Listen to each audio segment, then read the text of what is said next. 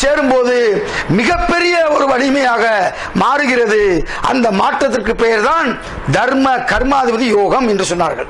அப்ப இந்த 5ஆம் இடம் என்பது நம்முடைய முன்னோர்கள் செய்ததும், 9ஆம் இடம் என்பது நாம் செய்ததும் அனுபவிக்கிறதுக்கு தான் இந்த மண்ணிலே பிறந்திருக்கிறோம். பெண்களுக்கு 5, 9, பெண்களுக்கு 7, 8, 9 ஸ்தானம் மிக மிக முக்கியமான ஸ்தானம். நல்லா கேளுங்க. 8ஆம் இடம் தாலி. இது கணவனோடு சேர்ந்து வாழும் பாக்கியம். கணவனுடன் சேர்ந்து வாழும் பாக்கியம். இது கணவன். 7ஆம் இடம் செவ்வாய் வீடாக வந்தால் கணவன் கோபக்காரனாக இருப்பான். 7ஆம் இடம் குருவுடைய வீடாக வந்தால் அவன் ஒரு மகிழ்ச்சி உடையவனாக, சந்தோஷ உடையவனாக இருப்பான். புரியுதா உங்களுக்கு? ரைட்.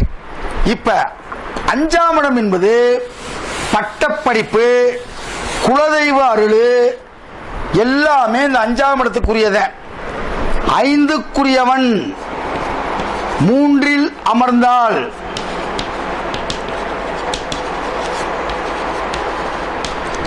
குழந்தை இல்லை. குழந்தை இல்லை. நல்லா கேட்டுக்குங்க. 5க்குரியவன் 6, 8, 12இல் மறைந்தால் குழந்தை இல்லை. 5க்குரியவன் நீச்சம் அடைந்து விட்டாலோ, அஸ்தமனம் அடைந்து விட்டாலோ அவர்களுக்கு குழந்தை பாக்கியம் மிக மிக தாமதமாக கிடைக்கும். 5ஆம் இடத்தில் பாவர்கள் அமர்ந்து 5ஆம் இடத்தை பாவர்கள் பார்த்தால் ஒன்று குழந்தை பிறக்காது, அல்லது திசாபுத்தியிலே புத்திர சோகத்தை உண்டு பண்ணிடும். 5 என்பது புத்திரஸ்தானம். நல்லா கேட்டுக்குங்க. இதே 5 யார் சார் மைக் ஆன் பண்ணியிருக்கிறது? ஜெயசூர்யா சார். புத்திரஸ்தானம். அதுக்கடுத்து புத்திர சோகம்.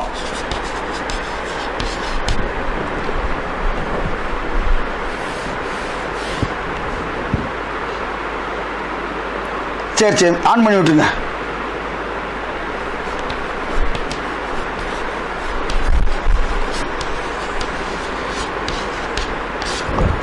அப்படியா?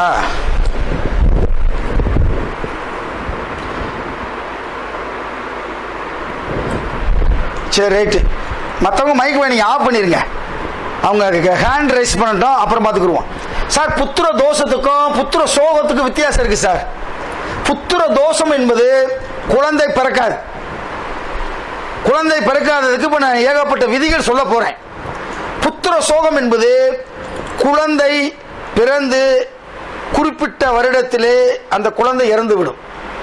எப்ப சார் ஒரு குழந்தை இறக்கும் அப்படின்னா, 5ஆம் இடத்தின் அதிபதியையோ 5ஆம் இடத்தையோ பாவர்கள், ஒன்றுக்கு மேற்பட்டவர்கள், குறிப்பா சனி செவ்வாய் 2ம் சேர்ந்து 5ஆம் இடத்தை பார்த்துட்டா ஒன்று குழந்தை இருக்காது.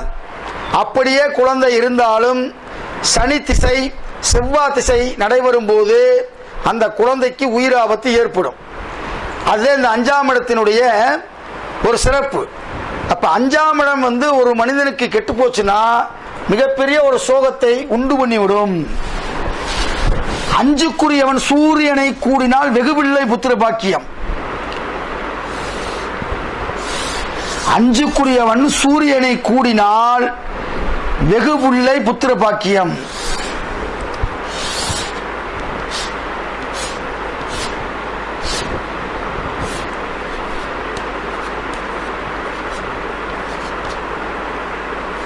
இப்ப இங்க இருக்கு இந்த 5ஆம் இடத்தின் அதிபதி சூரியன் வந்துருச்சா? சரி, இதை தூக்கி இப்படி போடுவோம். 1, 2, 3, 4, 5.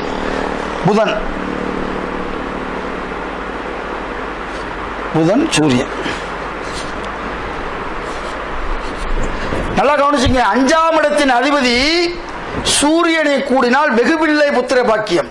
அப்படின்னா என்ன சார் வெகுபிள்ளை புத்திர பாக்கியம்னா என்ன அப்படின்னா, குறைஞ்சது 3 பிள்ளை இருக்கும், 2 பிள்ளைக்கு மேற்பட்டது, 2, 3, 4, 5 பிள்ளைகளா இருப்பாங்க.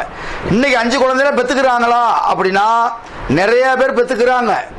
எனக்கு தெரிஞ்சவரை 6 பிள்ளை, அகமதுன்னு பேரு, அவர் பேரு அகமது.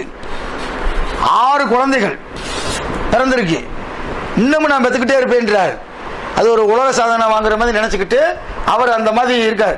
அப்ப 5ஆம் இடத்திற்கு 5ஆம் இடத்தினுடைய அதிபதி சூரியனுக்கு கூடினால் அவங்களுக்கு புத்திர அதிகமாக பிறக்கும் என்பதை நீங்க தெரிந்து கொள்ளணும். பாருங்க, 5ஆம் வீடு புதன் வீடாக வந்து 5ஆம் வீடு புதன் வீடாக வந்து பாவர்கள் அமர்ந்தால் அவர்களுக்கு குழந்தை வாக்கியம் கிடையாது. 5ஆம் வீடு புத்திர